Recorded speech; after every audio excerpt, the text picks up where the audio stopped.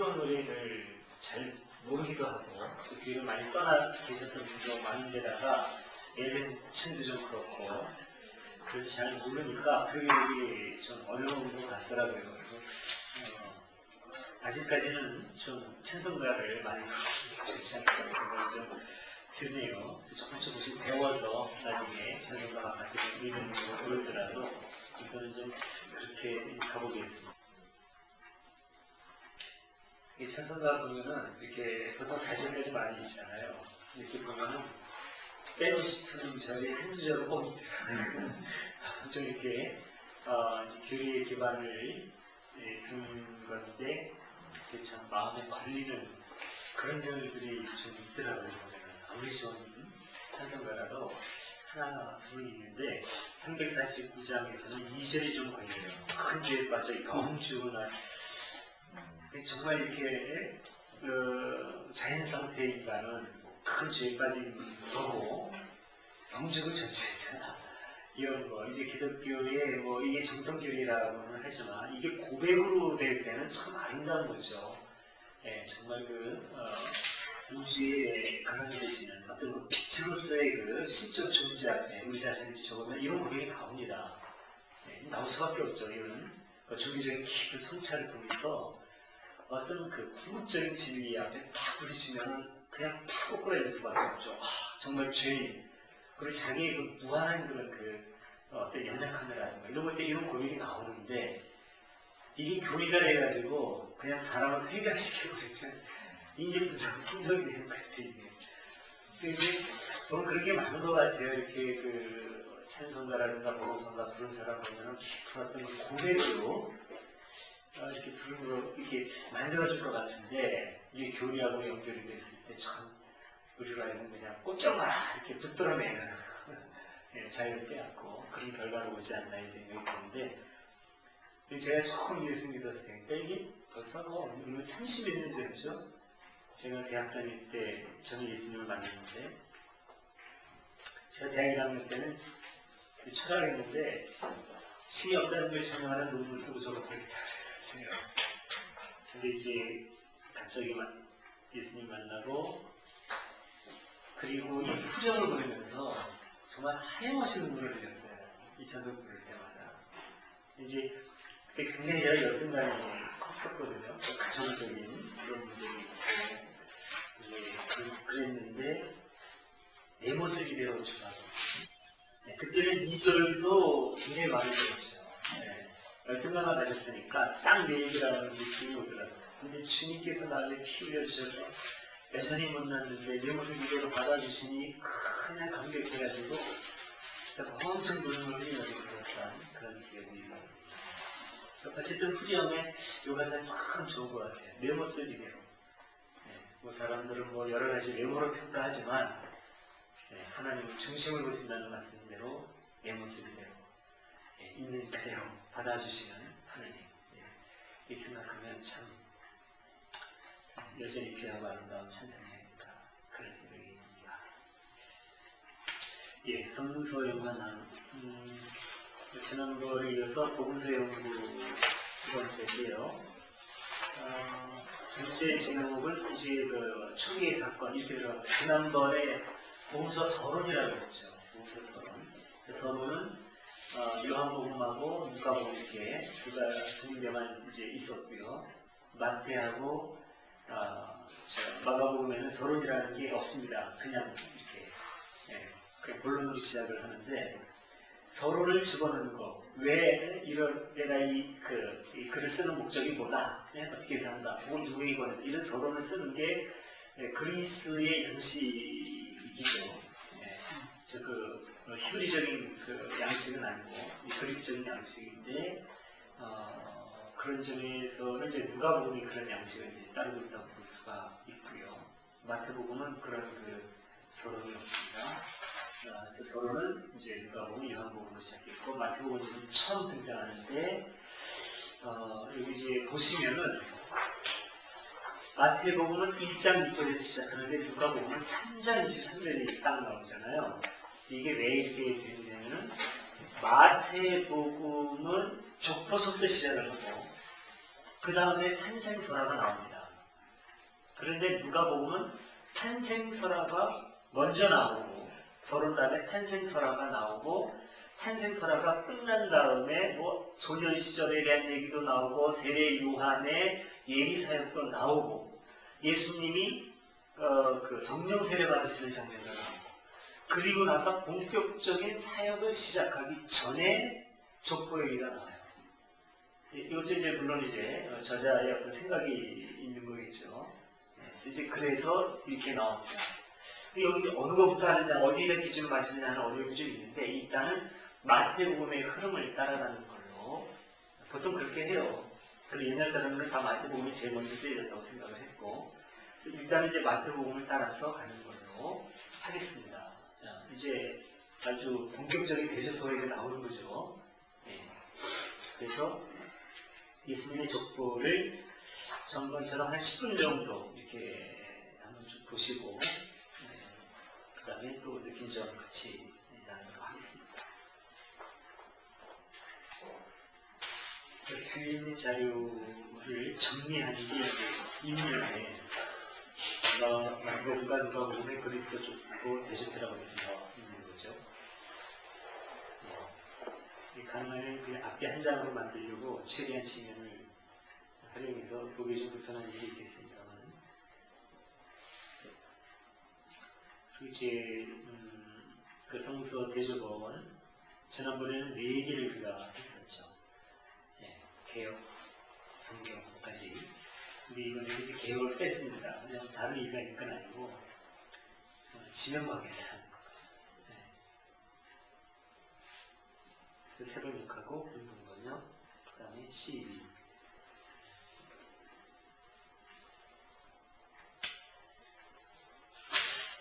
대충 중요한 얘기들이 나온 것 같은데요. 근데 이제 제가 기대했던 얘기가 한 가지 안 나온 게 좀 있는데요. 우선 그 누가복음에 보면 예수께서 활동을 시작하실 때의 서른쯤이었다. 그리고 그 누가는 예수님의 사실 탄생보다도 사역을 30대에서부터 했던 어떤 그 예수님의 생애를 중심으로 하고 있는 거죠. 어떤 의미에서는 족보를 처음에 내세우지 않고 탄생설화를 앞에다 놓고 그 다음에 그 족보를 넣는 것이요. 근데 이제 마태는 처음부터 그냥 족보를 딱 해놓고 그 다음에 유대 민족의 어떤 혈통성, 족보 이런 거를 마태는 굉장히 중요시 여기고 있고 누가복음은 어떤 혈통성보다는 삶과 말씀에 좀 맞추고 있다고 이렇게 볼 수가 있죠. 그런 점에서는 누가복음의 마태복음보다는 상당히 좀 부드럽고 따뜻한 그런 내용들이 많아요. 참 비유 말씀들도 많고 예를 들면 뭐 탕자의 비유 이런 거 다 누가복음에 말씀드리면 주로 따뜻한 얘기들이 누가복음에 좀 많이 나오고 하는데 근데 어쨌든 마태는 그 어떤 유대적인 색채가 강하다고 딱 느껴지는 게 처음부터 아브라함, 다윗 중심 인물을 딱 제시하면서 예수님은 바로 그 혈통이야 이렇게 딱 얘기를 하죠. 아브라함은 이거 뭐 조상으로서 최고죠. 근데 이제 모세는 내세울 수가 없죠. 선택해야죠. 모세를 선택하냐 다윗은 지파가 다르니까. 모세는 제사장 지파, 레위 지파 쪽이었고 다윗은 유다 지파니까 둘 다 선택할 수가 없어요. 여기서는 왕족을 선택하는 거죠. 그리고 또 이제 다윗의 후손이 다윗처럼 왕권을 가지고 올 메시아로 예언되어 있기도 하고 하니까 여기서 아마 저자 같으면은 모세 고증이 좀 아까울지도 몰라요. 그러나 족보에서는 그럴 수는 없는 것이요.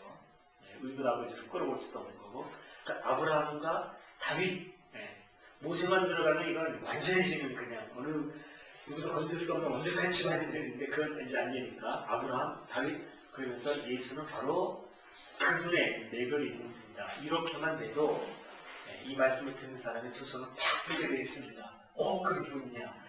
이거를 지금 마태는 강조를 하고 있지요. 근데 누가는 좀 특이한 게 그는 사람들이 생각하기로는 요셉이 아니에요. 이렇게 나오면요. 여기 있죠. 세 번역에 보면 공동번역에도 사람들이 알기에는 그는 요셉이 아니에요.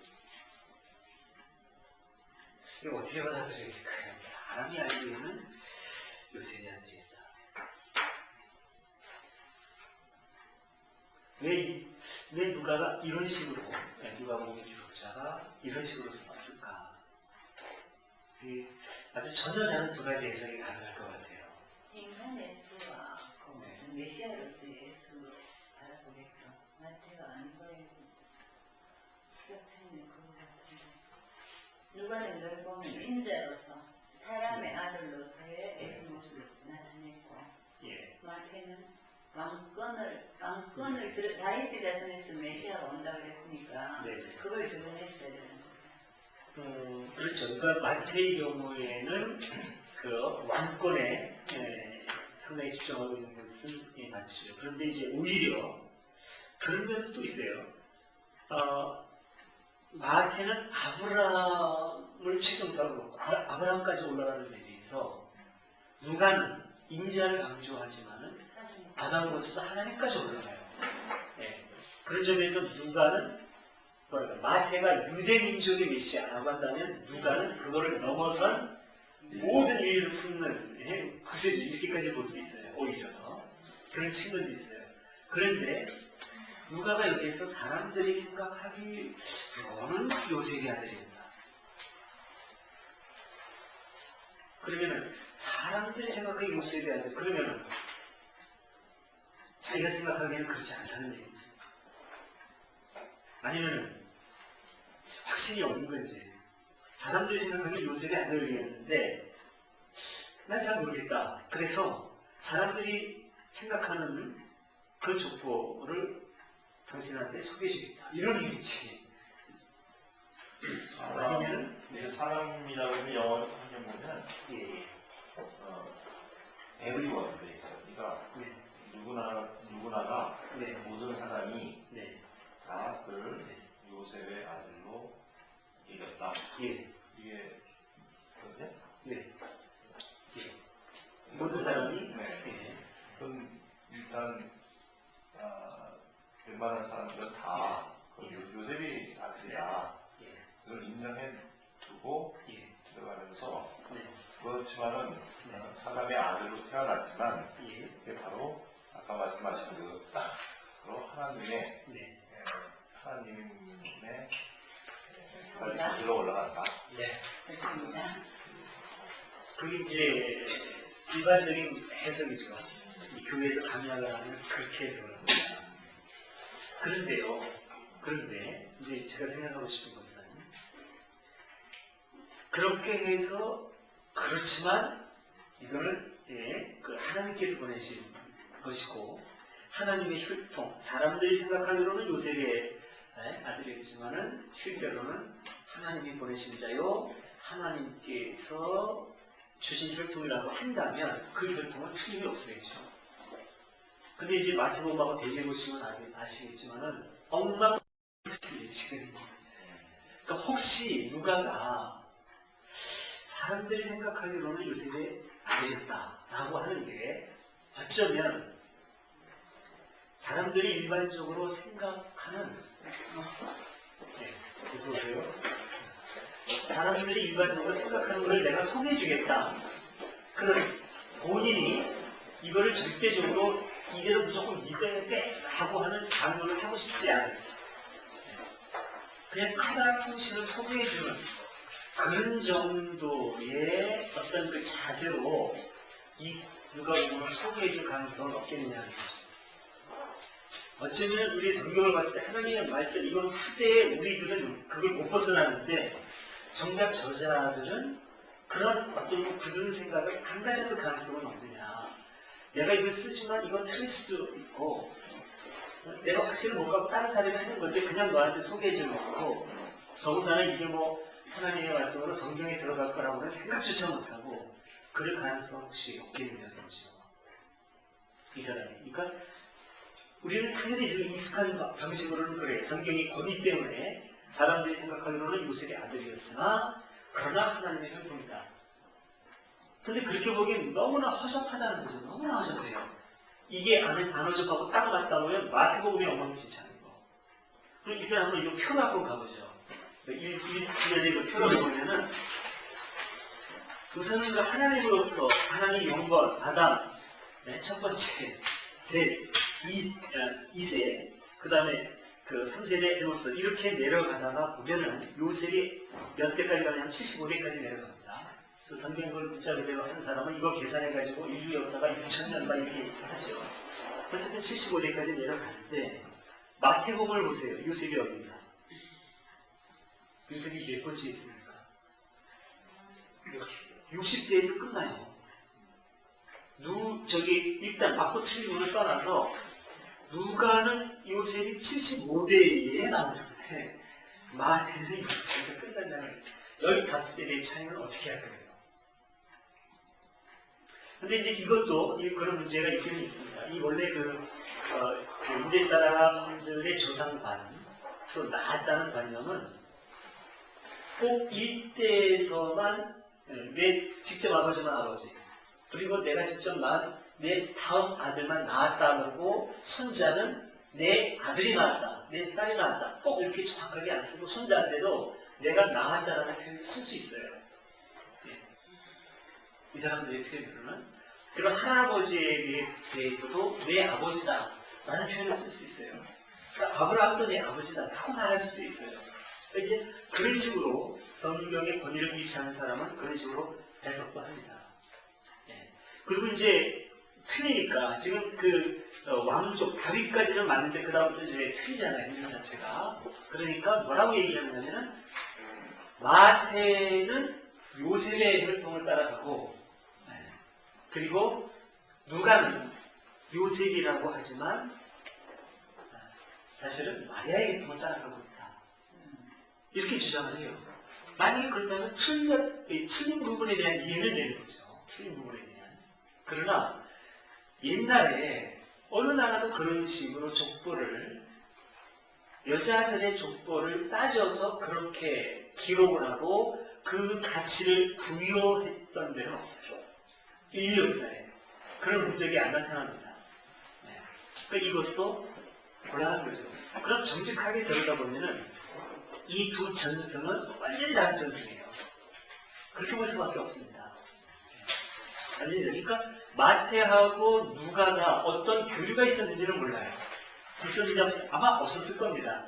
공통 분모는 마가복음에 나오고 네 자료서를 요즘은 보통 얘기하거든요. 두 자료서라는 얘기는 지금 우리 카페에서도 얘기 나오니까 많이 들어보셨죠. 마가가 공통의 자료고 또 펠레 자료라고 하는 것도 같이 들어간다. 이 두 개는 항상 얘기하잖아요. 그래서 한참 동안 학자들이 두 자료서를 얘기했다가 요즘에는 4자료서를 일반적으로 얘기합니다. 4자료서는 뭐냐면 M자료하고 L자료. 마태가 독창적으로 그냥 마태복음을 쓰면서 그대로 했다기보다는 마태가 사용한 마가와 큐 외에 다른 자료가 또 있었을 것이다. 마태의 창작이 아닌 그걸 M자료라고 그래요. M. 그 다음에 누가도 그 마가와 큐 외에는 다 누가의 독창 그건 아닐 거다. 누가가 독특하게 사용했던 자기의 자료가 있을 것이다. 그걸 L 자료라고 합니다. L. 그래서 마가복음하고 큐하고 그 다음에 마태가 사용한 M, 누가가 사용한 L. 그래서 요즘은 4자료서를 보통 얘기를 해요. 그래서 이 4자료서가 여기 들어갔을 것이다.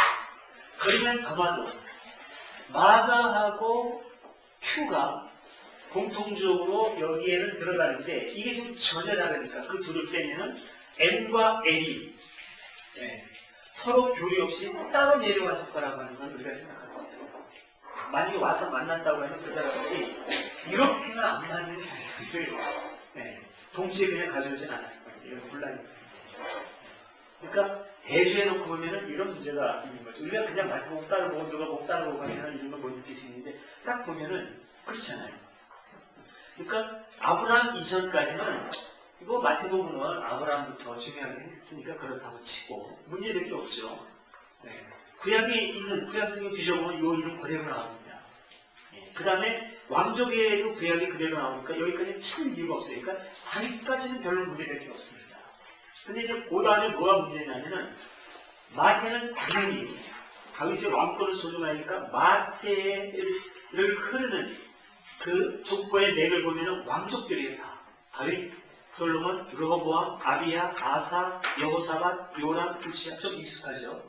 왕들이죠. 다 왕들이에요. 왕들이 스알디엘, 스룹바벨까지 내려갑니다. 네. 근데 그다음부터는 이름이 좀 낯설죠.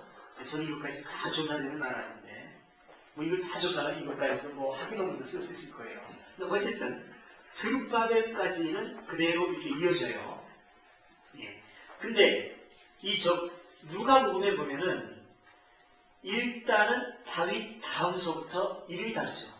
솔로몬이 아니라 나단, 마따다, 멘나, 엘레야, 엘리야키. 이건 계열 한글의 이름인데요. 네. 우리가 잘 익숙하지 않은 이름이에요. 왕이라고 볼 수가 없죠. 왕이 이런 두 이름을 동시에 가졌다? 혹은 발음이 다르다? 이거는 아닐 겁니다. 네. 그러면 어떻게 해서 이렇게 달라지느냐라고 하는 데 대해서 설명하기가 어려워요. 이 다음에 일치하는 거라고 하면 스알디엘이 나오는데 한참 후대에 나오죠. 스알디엘이 마태복음은 49대에 나오는데 누가는 55대에 나오고 그 다음에 스룹바벨이 나와요. 스룹바벨은 굉장히 중요한 인물이죠. 바벨론 포로기 이후에 이스라엘이 돌아왔을 때 이스라엘 재건의 중심인물이에요. 네, 재건하는 이스라엘의 중심인물로 중요한 인물로 이렇게 등장을 합니다. 이 맥을 짚는데 양쪽이 다 짚는데 그 다음에 이 스알디엘 스룹바벨의 맥을 짚고 요셉의 들어가게 중간은 너무나 이 양쪽이 다르고 혼란스럽다 말이죠. 이거는 그러니까 이렇게 볼 수 있어요. 마태도 왕족의 맥을 짚어서 나라가 망하기 전까지는 거기서 짚었는데 나라가 망한 다음에 족보는 굉장히 뭐랄까요? 좀 불투명하다고 하는 걸 볼 수 있죠. 불투명한 자료. 옛날에 왕족에 대한 자료는 그래도 챙기는데 그 다음부터 꼼꼼하게 챙기지 못했을 때 예수님의 족보라고 이렇게 딱 매치를 시킬 만한 보다 객관적인 자료를 찾는 데는 어려움을 느꼈다고 볼 수가 있는 거죠. 누가의 경우에도 마찬가지로 누가의 경우에는 더 어렵다고 볼 수 있고 어쨌든 간에 이렇게 합치되지 않는 두 개의 전승 자료가 있는데 어쩌면 좀 급조돼서 나올 수도 있어요. 여기에 대해서는 조건은 왜냐하면 마가복음만 해도 전혀 신경을 안 썼잖아요. 마가복음이 70년, 마태나 누가가 80에서 90년 사이라고 봤을 때 10년 사이. 마가는 예수님의 탄생은 전혀 신경도 안 썼어요. 중요한 건 그게 아니다. 예수 족보가 아니다. 네.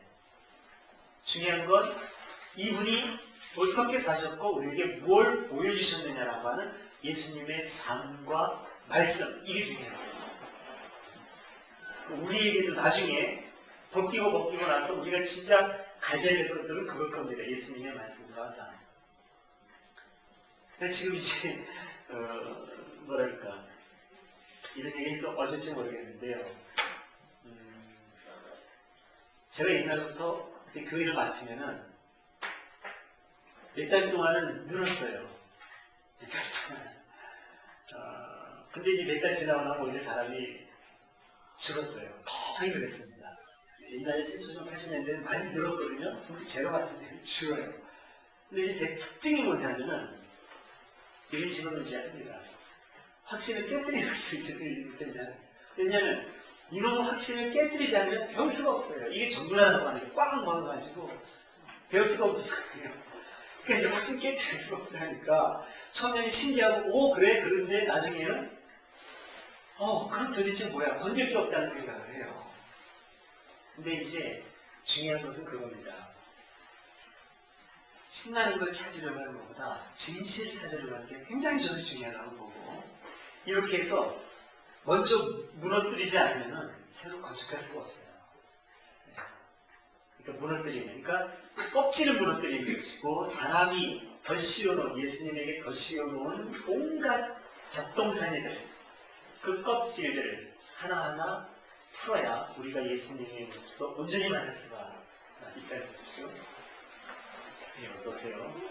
그래서 이제 이런 식으로 이렇게 이제 족보부터 이렇게 하고 들어가자. 의미는 없지만 그러니까 두 개의 전승자료 전혀 다른 전승자료가 마태와 누가에서 선택된 것입니다. 네. 그런데 이제 또 하나 그러면 좀 더 나가보죠. 그러면 마태복음하고 누가복음을 성경에 집어넣은 사람들, 그것도 좀 생각해 볼 필요가 있어요. 성경에 집어넣은 같이 보세요. 이게 성경이 마태복음과 누가복음이 이제 사복음서가 자리 잡기 시작한 게 언제부터냐, 이렇게 딱 집어 말하기 굉장히 어렵습니다. 집어 말하기 어려워요. 그런데 여러 가지 과정을 거치면서 그래도 이 네 가지 복음서는 이거는 우리가 버릴 수 없는 거야. 라고 하는 인식들을 하기 시작한 게 아마 2세기 말, 3세기 초 이렇게 될 겁니다. 네. 그리고 4세기에 들어가면은 이 사복음서는 이제 감히 손대기 어려운 말씀이에요. 그래서 그 신약 성경이 20세기이 딱 이거는 신약 정경이다. 손 못 댄다라고 하는 게 아마 AD 397년인가 그럴 겁니다. 397년에 카르타고 회의에서 신약 27권이 결정이 됐을 거예요. 그 이전에 이제 아타나시우스가 작업을 열심히 했죠. 네. 니케아 회의에서 이제 이제 승리한 다음에 굉장히 중요한 그 아타나시우스라는 사람이 갖고 27권을 거의 이 사람이 이제 만들어 놓지만 이게 교회 법에 의해서 바로 이거다 신약 성경 땅땅땅 하고 못 박힌 거는 397년에 카르타고 회의 이때. 그럼 그 이전까지는 굉장히 뭐랄까 좀 풍부한 어떤 그 자유로운 그 생각들에 의해서 다른 복음서들도 접하고 비교적 그럴 여지가 있었어요. 물론 이제 4세기 들어가면서 합격하게 교류화되기는 하지만 그럼 어쨌든 간에 이 사람들이 이거를 선택할 때 이거를 몰랐을까요? 학자들이 마태와 누가가 이렇게 족보가 서로 합치될 없을 만큼 안 맞는다. 학자들이 다 연구하거든요. 알아요. 알면서도 억지로 맞추자는 이유가 뭘까요? 억지로 맞추려는 시도도 있었어요. 이거 안 맞으니까 이걸 합쳐가지고 하나로 만들자. 그래서 사복음서를 하나로 만든 책도 있어요. 근데 그렇게 하지 않고 이걸 다 그대로. 이거 말고도 앞으로 이제 나오겠지만 안 맞는 본문들이 많습니다. 그런데 이거를 그대로 하나님의 말씀이라고 해서 집어넣은 이유가 어디에 있게 되는 거죠?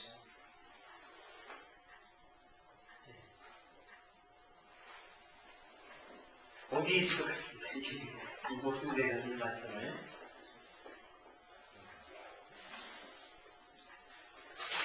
이 사람들만 하더라도 오늘날의 우리처럼 이렇게 교리적으로 완고하지는 않았다는 뜻이 아닐까요?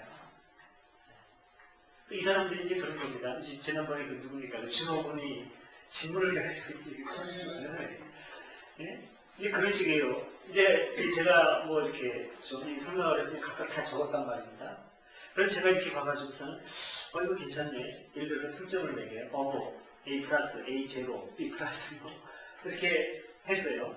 그래서 나중에 이제 그걸 모아가지고 여기서 우리 중요한 걸 이렇게 좀 모아가지고 제대로 간직하자. 그러면은 A 이상 다 한번 모아봐. 그래가지고 이제 B, C는 다 제끼고 A를 모아봤더니 한 4개 정도가 나왔다고 해요. 어느 건 A 플러스, 어느 건 A 제로. 근데 보니까 어느 거는 상당히 아주 잘한 것 같은데 어느 것도 엉망인 것도 있어요. 근데 이제 이 사람들한테 중요한 건 뭐냐면은 이게 굉장히 중요합니다. 이거 누가 제대로 적었는지 모르지만 이거 선생님 말씀이야. 선생님 말씀. 선생님 말씀 정리한 건데 이걸 정리하는 예를 들어서 조교가 우리가 맘대로 이거 빼고 어쩌고 할 수 있는 거야? 선생님이 말씀하셨는데 이런 의식들이 있는 거죠. 이게 이제 말하자면 안티하고 우리하고 다른 거죠. 아무리 글자상이 엉망진창이고 기가 막힌 모순이 있고 하더라도 여기에 하나님을 체험한 하나님의 사람에 자기가 체험한 처음에 해가지고 자기가 적은 마태이 그리고 요한이 그리고 누가이 그리려 할지라도 거기에 하나님의 말씀이 있다는 거죠. 이걸 감히 빼내지 못하는 거예요. 기록자들이 나중에서는. 여기에 하나님의 말씀이 어떤 식으로 담겨있는지 모르는데 그게 비록 1%라 하더라도 우리 그렇지 않습니까? 금광석을 녹여내 우리가 금을 얻어낼 때 이 광석 자체는 그 금의 함유율이 그 전체 광석의 1% 될까요? 1%도 안 될 겁니다. 그걸 얻어내려고 그 금 광석 자체를 금이야 옥이야 모아가지고 고생하고 땅을 파고 그냥 사막을 뒤지고 해서 용광변에 집어넣어가지고 그 1%를 뽑아내잖아요. 엑기스. 성경에 문자적으로 봤을 때 99%가 쓰레기라고 하더라도 거기에 담겨있는 1%의 정금이 있다면 그게 하나님의 말씀인 거고 그게 중요한 거예요. 이 사람들은 이런 자세가 있는 거예요. 네. 저도 여기에 대해서 동의하고 있는 거고. 그러니까 여기에서 우리가 그런 놓칠 수 없는 바로 그 하나님의 말씀이 뭐냐. 우리가 이제 공부해가면서 그거 굉장히 중요하게 생각해 봐야 될 겁니다. 예. 그 하나님의 말씀, 정금락도 같은 하나님의 말씀을 방해하는 모든 틀을 가차없이 벗겨버리자고요. 그냥 다 녹여버리자. 그래도 괜찮아요. 필요한 성경을 뭐, 그러시 그 다음 뭐 남느냐 막 그러는데, 안 남으면 어때요? 다 찢어버리면 어때요? 문자로서의 성경은. 거기서 정금 같은 하나님의 말씀을 들을 수 있으면 되는 거지. 자, 여기서 이렇게 누가복음을 이렇게 이제 대조를 해봤습니다. 근데 그게 누가복음에 나와 있는 그 다윗 다음에 나가는 거? 나간? 예. 나간 선지자를 얘기해요. 나단 선지자를 얘기하는 건 아닌 것 같아요. 근데 저도 잘 모르겠어요. 이제 이렇게 하나하나 물어보면 이제 저도 막히게 되는데 이런 거를 이제 하나가 다 알려면은 이제 전문적인 연구 과정으로 들어가야 될 겁니다. 근데 그러기에는 사실 저는 벅차요. 제가 그것까지 연구하면.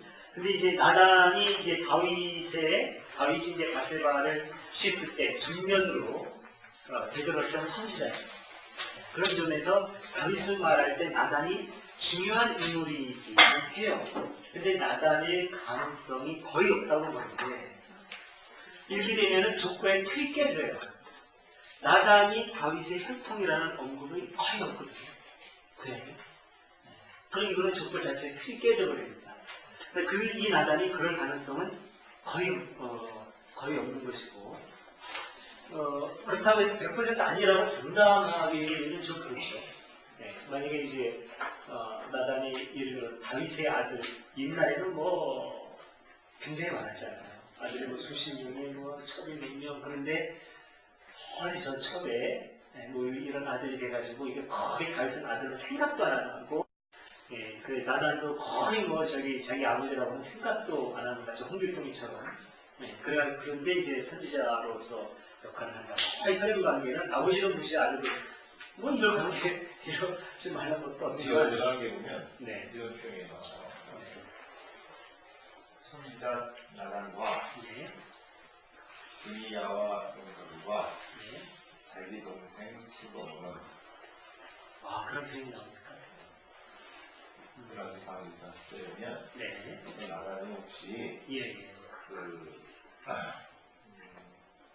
다윗의 그렇다면 그럴 가능성도 있겠네요. 만약에 그렇다면. 안주 선생이에요? 네. 안주 선생이에요? 아니요, 성경 본문에 일단 열왕기상 10절에 보면 예. 그렇다면 그럴 가능성도 있어요. 자기 동생 수도는 자기가 아니하였다. 예. 그렇다면 그럴 가능성도 있을 수 있겠네요. 이제 누가복음이 어떻게 해서 하여튼 이런 이걸 따라갔는데 그렇다면은 더더군다나 이거는 문제가 되죠. 솔로몬과 나단은 그러면은 형제지만 완전히 다른 사람이에요. 그렇잖아요. 솔로몬과 나단. 그 예수님이 양쪽 배를 다 받았단 말입니까? 억지로 깨맞추자면 그럼 나단으로 내려가가지고 마리아의 피를 받고 솔로몬으로 내려간 요셉의 피를 받았다니까. 이런 식으로 억지로 맞출 수는 있겠지요. 네. 그래서 성경을 너무 그렇게 억지로 맞추면 좀 곤란하겠지. 아무튼 간에 여기서 우리가 알고는 그겁니다. 이걸 하나하나 따질 필요는 없어요. 어쨌든 이렇게 다르다. 족보의 체계가 다 이건 완전히 다른 전승이라고 하는 거하고 어떤 식으로도 꿰맞출 수 없는 거다. 그러니까 정직하게 성경은 문자적으로 완전한 게 아니라고 하는 걸 인정하고 들어가자. 그러니까 문자에 매이지 말고 거기에 담겨있는 뜻에 우리가 집중하자. 결국은 그런 얘기죠. 우리가 여기서 뭐 해야 되는 고뇌 민족, 거라기 민족인 거죠. 그러니까 곰의 민족이라고 하는 건 곰을 수호신으로 섬기는 민족이에요. 곰을 수호신으로 섬기는 부족이 있고 호랑이를 수호신으로 섬기는 부족이 있고요. 그 다음에 동물들을 수호신으로 섬기다기보다는 그냥 하늘을 섬깁니다. 어쩌면 태양하고 연결될 수 있을지 모르죠. 이집트는 쫙하게 태양이지만은 우리의 경우에 태양까지 품어내는 그냥 하늘을 섬기는 큰 민족이 있어요. 그런데 지금 여기에서 지금 이 선한 예물로 봐서는 아마도 하늘을 섬기는 큰 민족하고 곰을 섬기는 토테미즘에서 곰을 섬기는 민족하고 결합을 했을 겁니다. 결합을 했을 거예요. 그거를 하늘이 하늘에서 내려와서 음료와 결혼한 거로 담고 있을 거예요. 여기에서 호랑이를 섬기는 이 토테미즘의 이 부족은 이 관계에서 지금 떨어져 나가는 거죠, 지금. 이런 역사적인 사실이 있었을 겁니다. 장담할 수는 없어요, 이것도. 100%로 얘기할 수는 없어요. 이것도 학자들이 추측하면서 근사하게 만들어낸 전혀 없지는 않아요. 아니면 이런 거 전혀 없이 엉뚱하게, 그냥 옛날 얘기하듯이 이런 걸 안다, 이러지 않았을까? 옛날에는 사람이 뭐 호랑이도 될 수 있지 않았을까? 그랬을지도 몰라요. 그러나 역사학자들 봤을 때 이런 가능성이 크다는 거죠. 이렇다면 이거는 굉장히 큰 의미가 있는 거예요. 의미가. 역사적인 진실성을 담고 있는, 문자적 사실은 아니지만 역사적 진실성을 담고 있는 사건이라는 거죠. 예수에서 지금 이런 게 나온다고 해서 그러니까 이거는 완전히 속된 말로 노가리야. 이렇게 단정 짓기보다는 여기에서 이걸 보는 사람이 예수님을 딱 봤을 때는 이 경험한 예수님은 분명히 아브라함이 우리에게 이루어졌던 그리고 다윗이 우리에게 가져다 왔던 그 일을 이어서 할 사람이 명백해요. 체험을 해보니까. 살고를 체험하는 거죠. 이건 아브라함의 자손이고 다윗의 자손일 수밖에 없고 그 뜻을 이루어야 될 뿐이에요. 마가까지는 아직 거기까지 되지 않았어요. 그러나 이제 아마 뭐 후일 수도 있겠고 그 전부터 형성되는 것일 수 있겠죠. 마태는 지금 이 맥을 잡아내지 않았거나 아니면은 이걸 무시하고 버렸다고 할지라도 지금 여기에서 예수는 바로 이런 분이야 라고 하는 이 사람들의 어떤 의식들, 이것이 자기들이 기다리는 메시아라고 하는 의식이 메시아와 다윗과 아브라함을 이렇게 연결시키고 있는 거죠. 그러면 현현적으로는 이게 그게 아니라고 할지라도 의미상으로 그들이 연결시켰던 그 의미는 우리들이 생각해 볼 필요가 있다는 거예요.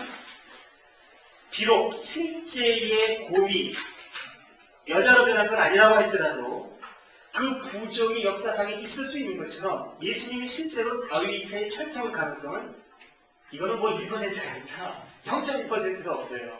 제가 보기에는. 그러나 혈통이 아니라 요한복음에서 얘기한 대로 혈통으로나 육정으로가 아니라 그분이 하신 그 일, 이게 바로 다윗과 아브라함이 하는 일을 이어서 한다는 거죠. 이거는 혈통보다도 훨씬 더 중요한 거예요. 그러니까 성경은 그런 문자가 아니라 그 의미를 이어보는 게 중요하다는 거죠. 제가 보기에도 예수님의 이 사역은 다윗과 아브라함 이상이죠. 다윗과 아브라함과 다윗의 토성이 아니라 다윗과 아브라함보다 훨씬 더 큰 분이요. 그분은 하나님의 아들이요. 다윗과 아브라함의 혈통적으로는 후손이지만 뭐랄까 아브라함이 어디 성경에도 나오는데 아브라함과 다윗이 있기 전부터 내가 있었다라는 말씀이 성경에 나옵니다. 요한복음에 그런 고백이 나오긴 하죠. 왜냐하면 이분은 태초부터 있었던 궁극 원리와 하나가 있으니까 신이거든요. 그렇게 되면 이렇게 되는 겁니다. 이게 종교의 세계예요. 이게 종교의 세계인 겁니다. 이런 종교의 어떤 그 의미적으로 문자를 넘어서 그 깊은 의미에 들어가지 않으면 여기까지 가지 않으면 종교를 버려야 돼요. 오늘날 우리가 이렇게 생각하면 이런 정도의 교회 있다면 버려야죠. 그러나 우리는 이제 이런 각도에서 예수님의 삶과 의미를 찾아내는 필요하다고 하는 거죠. 이렇게 되면 설명이 될까요? 누가도 지금 그렇죠. 그 점에서 일치한 거예요. 예수님은 지금 그분 한 분의 어떤 그 아름다운 생으로 그치는 것이 아니라 인류 역사 전체를 이끌어주고 하나님께로 도달된 우리들을 이끌고 가신 그런 인자인데, 그래서 지금 이런 식으로 지금 설명을 하고 있는데, 이걸 뭐 역사적으로 서술을 하기는 하지만 이게 지금 이 사람의 머릿속에서 이스라엘 역사를 완전히 다 꿰뚫고 있는 것도 아니고 이걸 완전히 맞출 수가 없어요. 이걸 오늘날 컴퓨터가 있으면 모를까. 그러나 이 사람이 말하고자 하는 의미는 거기에 있다고 볼 수 있다는 거죠. 이게 이제 그런 경우가 많이 있죠. 예를 들어서 선생님이 좀 덜 위대하면 저 선생님한테 내가 많이 배웠네. 신난다. 배운 거 가지고 내가 잘 살아야지. 이게 가능한데 선생님이 너무나 훌륭하면 선생님한테 배웠으니까 내가 배운 거 가지고 잘 살아. 이게 아니라 선생님만 쫓아다니면 되겠네. 이래가지고 그냥 자기 스스로 수줍었다고 선생님한테 그냥 기대가지고 선생님한테 끌려가기가 참 쉬워요. 근데 지금 이제 예수님도 이럴 가능성이 있죠. 예수님은 그런 일을 제가 볼 때는 원치 않으셨거든요. 예수님은. 근데 제자들은 예수님의 삶과 말씀이 이러니까 제자들이 예수님을 이제 신격화했다고 볼 수 있는 거죠. 근데 예수님은 그 신격화를 막는 표현이 성경에 여기저기 보면 꽤 많이 나옵니다. 우리도 이제 그걸 생각해 볼 필요는 있어요. 결국은 제 생각엔 그래요. 저는 결국은 예수는 넘어야 된다고 봅니다. 저는 요즘에 특히나 우리가 반드시 예수를 넘어야 된다는 생각을 하는데, 이제 제가 생각하는 게 이제 제 어떤 그 신앙의 정체성이 두 가지인데, 이제 종교다원주의하고 민중신학하고, 제가 민중신학을 몰라서 지금 이런 엉뚱한 생각하는 줄 몰라요. 근데 요즘에 민중신학에 대한 어떤 불만 같은 게 생겨나요.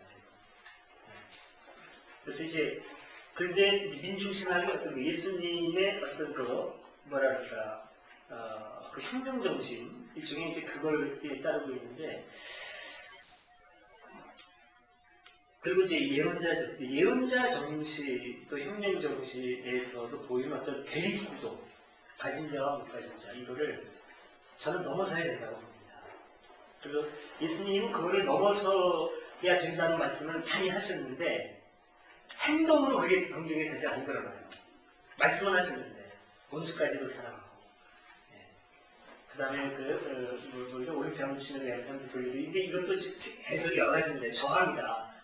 오른편 딱 치면은 왼편 이건 저항이지 용서라는 게 아니라 이런 해석도 요즘에 있지만은, 그러나 원수까지도 사랑하라고 하는 이런 말씀입니다. 이거는 궁극적인 화법. 근데 제가 볼 때는 민중신학이 정말 어떤 가진 자와 못 가진 자까지 크게 품는 어떤 궁극적인 완전한 화평, 이걸 하는 건지 제가 잘 모르겠어요. 제가 몰라서 그럴 수 있죠.